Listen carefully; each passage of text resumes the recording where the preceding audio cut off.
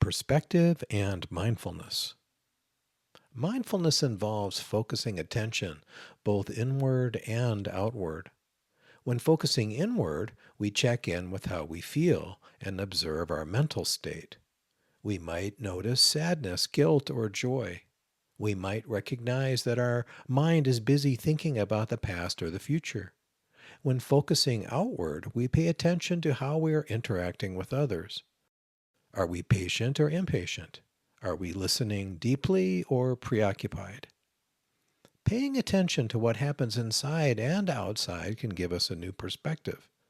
Seeing clearly this way helps us respond appropriately rather than react in ways that might make things worse. Let's explore the idea of perspective through some examples. From her perspective, the delay was a chance to rest and reflect rather than an annoyance. Often, when we are delayed, such as in traffic or standing in line, impatience or irritation arises. Eckhart Tolle, the author of The Power of Now, suggests that waiting in line is an opportunity to practice mindfulness. In this example, adopting a different perspective transformed annoyance into calm. Another example. The novel shifts perspectives between characters, allowing readers to see the same events from different viewpoints. This example is a reminder that there is not a single perspective. There are many perspectives, each valid from its own point of view. A final example. Standing on the mountaintop, he had a breathtaking view of the valley below. Stepping back from our experience, stepping outside of it, gives us a new perspective. When we're in the valley, we might not notice or value its beauty, but from the mountain top, our view changes and it appears beautiful. My family and I lived in Flagstaff for many years. I visited and hiked the Grand Canyon countless times. One visit to the canyon stands out. I sat on a rock ledge at Yavapai Point watching the sunset. Vishnu's temple was clearly visible. There were a few sparse clouds, a hawk circled overhead, and the sky was a deepening blue. As the light shifted, the shadows on the canyon walls grew and the colors became richer. The sun was a fierce ball, then a sliver, then disappeared behind the horizon. It was quiet. I noticed my mind was calming and my body was relaxing. My problems felt less significant. I was reminded that I am part of something bigger. Ram Dass was a spiritual teacher and author of the book Be Here Now, published in 1971. He was formerly known as Richard Alpert, and he and Timothy Leary taught at Harvard. They were dismissed from the university in 1963 because they investigated the therapeutic effects of psychedelic chemicals. It's interesting to note that today there is growing recognition that hallucinogenic drugs are a promising treatment for acute depression and PTSD. Ram Dass explained that there is a small sense of self and a larger self. The small self is connected to our social security number, work, and achievements. It represents a specific perspective. The larger self is the interconnectedness of all things, a space that goes beyond notions of me, myself, and I. It also is a perspective. It's not that one perspective is true or better. It's more helpful to recognize that different perspectives exist. Being stuck in a perspective can cause it to become a fixed view. Views, like political opinions, can become rigid and lack empathy. Being trapped in a particular view can lead to suffering for ourselves and others. Sitting on the canyon ledge, I connected with my higher self. It's not that my challenges disappeared. The feelings of ease and stability that came from shifting my perspective gave me the resources to face them. Wendell Berry's poem, Peace of the Wild Things, shows how being in nature encourages peace by promoting an open, interconnected view.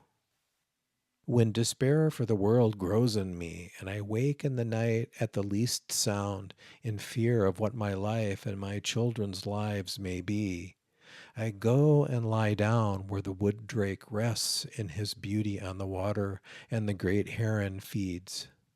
I come into the peace of wild things, who do not tax their lives with forethought of grief.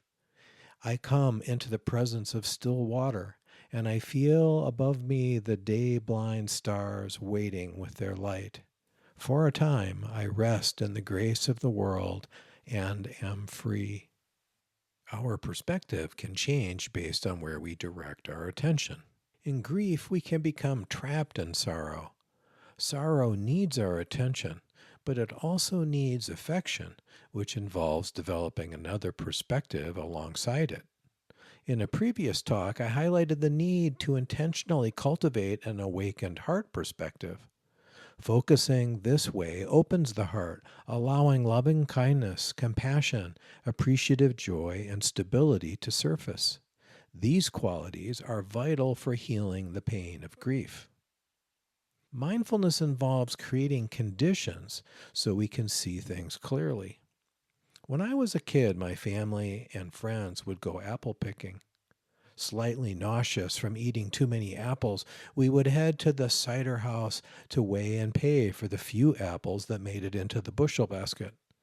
I always had room for a fresh pressed glass of cider and a plain donut for dipping. When the cider was poured, it was dark, semi-transparent, with pulp swirling around. After a short while, the pulp settled to the bottom, and the juice became clear with a golden hue. We are the same.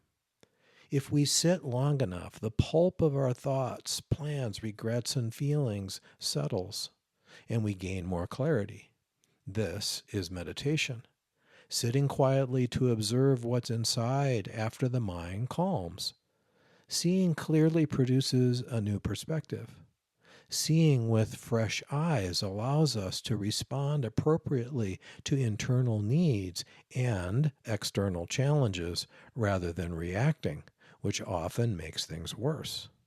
With greater clarity, we understand what to do and what not to do, including the option of doing nothing, which, in fact, is doing something. The Satipatthana Sutta is a Buddhist text that provides the foundation for mindfulness practices. Its instructions are useful because they offer a framework and guidance for practicing mindfulness. It is often translated as the four foundations of mindfulness. Each of these foundations presents a different way to focus our attention. The four foundations of mindfulness are body, feelings, mental states, and the nature of experience. Focusing on the body means paying attention to its sensations. Meditation usually begins by tuning into the breath or another bodily sensation. This type of practice is mindfulness of the body. The second foundation, feeling, does not refer to sadness, guilt, joy, or other feelings in the way we usually understand these terms.